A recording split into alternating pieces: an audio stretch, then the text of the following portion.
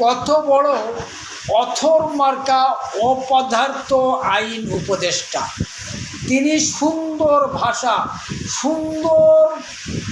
ভাষা দিয়ে সাংবাদিকদের সামনে বললেন বর্তমান সরকারের দুইটি ব্যর্থতা, আর এই দুইটি ব্যর্থতার কারণেই সরকার আর জনগণের কাছে প্রশ্নবিদ্ধ হতে শুরু করেছে।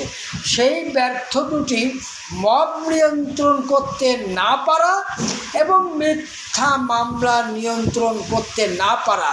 আমি আইন উপদেষ্টা এই শয়তানকে বলতে চাই, মিথ্যা মামলা নিয়ন্ত্রণ করার দায়িত্ব কি প্রধান উপদেষ্টা না আসিফ নজরুল?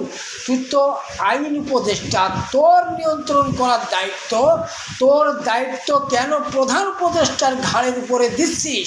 তুই একটা পাগল না গাধা না গদ্ধ?